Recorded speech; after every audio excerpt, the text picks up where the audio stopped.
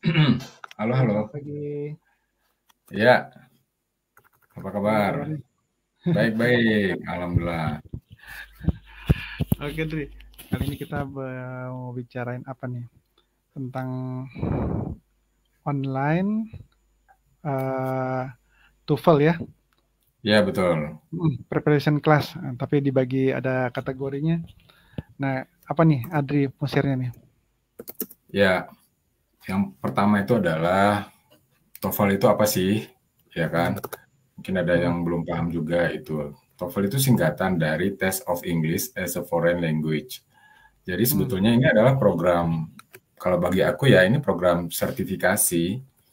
Kalau keahlian tertentu kan ada program sertifikasi ya untuk menyatakan bahwa Hmm. kita itu kompeten gitu. Nah, kalau bahasa Hmm. Inggris salah satu sertifikasinya adalah TOEFL, Hmm. Test of English Betul. as a Foreign Language. Jadi Oke. kita sebagai bukan native ya, bukan penutur bahasa Inggris asli, nah untuk menyatakan kita kompeten ya kita disarankan untuk mengambil salah Hmm. satunya ya, contohnya TOEFL ini. Nah Hmm. memang dia dirancang uh, dahulunya untuk mereka yang kuliah di luar negeri supaya bisa Oh. mengikuti kegiatan perkuliahan dalam Hmm. bahasa Inggris kan, Hmm. Amerika Hmm. atau Inggris, Australia gitu. Karena mereka udah datang kuliah ke sana tapi nggak paham karena tidak ada standarisasi kemampuan bahasa Inggris. Berarti Nah, harus standar dulu ya. ya itu standarisasi. Nah. Dengan TOEFL ini memang dirancang akademis gitu ya, dari sisi soal-soalnya itu Hmm. berhubungan dengan perkuliahan, mata kuliah, bisa Oh. jadi bisa ekonomi, sejarah, fisika, kimia, biologi. Jadi Hmm. memang kita punya dua hal yang harus dimiliki, satu kemampuan bahasa Inggris, yang kedua ya punya wawasan ya dari sisi keilmuan Hmm. tersebut karena memang dirancangnya akademis gitu. Oh, oke. Ya, Paham, Dri.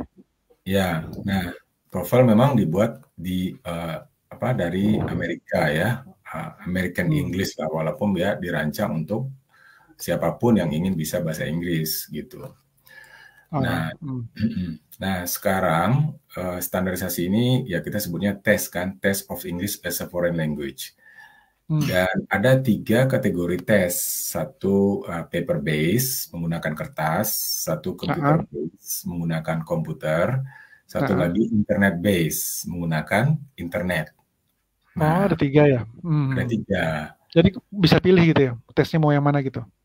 Ya, tergantung kita bisa memilih atau tergantung kita buat sertifikasi TOEFL ini buat apa dan pihak yang membutuhkan itu pengennya Hmm. seperti apa.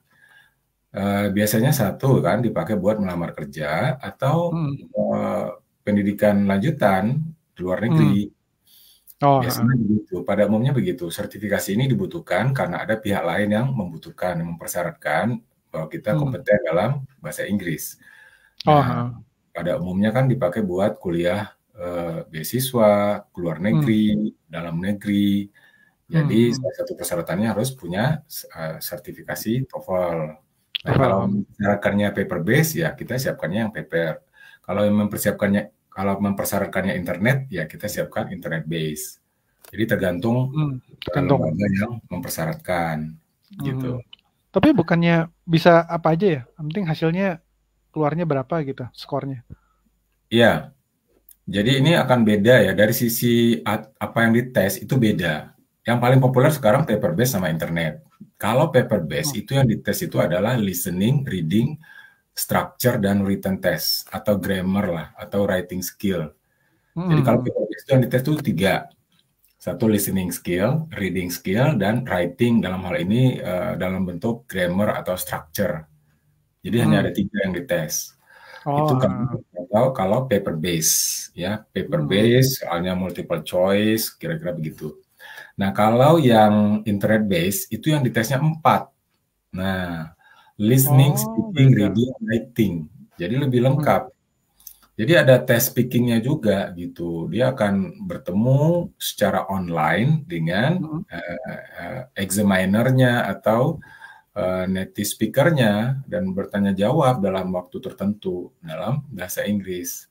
Oh, gitu. Oke, oke, Ya, oke. Benar-benar karena kemampuan teknologi internet ya bisa apa namanya? ya seperti Lebih lebih luas dibanding kertas sih istilahnya ya. Iya, iya. ya seperti sekarang lah kita bisa Hmm. komunikasi online kan. Nah, Nah, kalau internet base seperti itu langsung dengan Amerika sana sebagai yang penyelenggaranya. Jadi soalnya hmm, dari sana, examinernya juga dari sana. Jadi kita disepakati pada jam tertentu untuk tes TOEFL IBT ya. hmm. IBT Termasuk itu apa juga tuh? internet based test. Oh, yang sedih judul kita ini ya. Jadi Ya, IBT itu Internet Based Test. Oke. ya. Kalau PBT paper based test, tesnya menggunakan kertas, Hmm, ya. Yang tadi itu listening, structure, sama reading. Soalnya hmm, multiple choice. Waktunya kurang lebih 2,5 jam. Kalau hmm, IBT, Internet Based Test. Nah, yang hmm, ditesnya tadi listening skill, kemudian ya kita nanti mendengarkan dalam secara online ya, audio gitu. Kemudian hmm, reading, kita disuruh melihat teks, kemudian membaca dan menjawab sesuai dengan pertanyaan. hmm, Kemudian yang ketiga speaking, kemudian ya kita mendengarkan ya bercakap-cakap ya dengan native hmm, examinernya dan hmm, hmm, writing skill. Jadi nanti kita diminta untuk menulis misalnya ya artikel atau apa namanya sesuatu untuk ditampilkan melihat hmm, kemampuan hmm. menulis kita. Di situ structure sudah tidak ada lagi ya kalau di internet base, tapi structure itu sudah terlihat di dalam listeningnya, speakingnya, readingnya, writingnya gitu. Nah itu Oke, oke. bedanya. Itu berapa Nah lama tesnya kalau itu yang IBT itu? kalau MBT bisa jadi lebih lama ya karena dia ada Hmm, speaking testnya, ada writingnya. hmm, Lebih lama karena kalau yang paper base itu kan hanya ada 3 yang hmm. diteskan. Kalau Ya, yang betul. Hmm. IBT lebih lama karena Oh, ada panjang. 4 yang dites gitu. Hmm. Oke, jelas, jelas. Terus jadi preparationnya gimana nih, Dri, buat Nah, menghadapi itu? ya sebetulnya sama kayak kalau sekolah namanya bimbel ya, bimbingan belajar. Masih ingat kan kita kalau mau pengen lulus Hmm, bener. ujian apa namanya perguruan tinggi kan? Ya. Nah, apa kalau resikonya ya jawabannya lulus atau tidak lulus kan begitu. Kenapa? Karena dia tidak punya persiapan. Persiapan dalam hal ini sebetulnya sudah. Kalau kita sudah pembelajar bahasa Inggris, belum tentu kita juga bisa jawab soal-soal TOEFL itu. Kenapa? Karena Hmm. bahasanya bahasa akademis gitu. Jadi orang yang Hmm. bisa berbicara bahasa Inggris lancar itu belum tentu nilai TOEFL-nya tinggi. Karena Iya, juga bener-bener. tidak paham dengan tata bahasa, mungkin tidak paham Ah, dengan seni menulis dan membaca, walaupun dia bercakap-cakap lancar gitu. lancar dalam bahasa Inggris. Ya, Benar-benar. nah maka dibutuhkanlah kelas persiapan, preparation class. Hmm. Kenapa? Karena kalau kita tes itu kan berbayar ya, tes baik yang lokal maupun internasional itu Hmm. dites gitu. Dibayar. Untuk yang Bayar bayar, ikutnya. Berapa untuk sih, Dri, TOEFL, sekarang, Dri? Kurang lebih untuk berapa kalau TOEFL saat-saat ini? TOEFL IBT aja di tahun 2021 ini itu sekitar 3,3 juta. Wow, tinggi Ya, ya. 3,3 juta. tinggi. Jadi kalau Nah, kita ikut tes tanpa persiapan, apa namanya, sayang gagal, banget kalau gagal ya.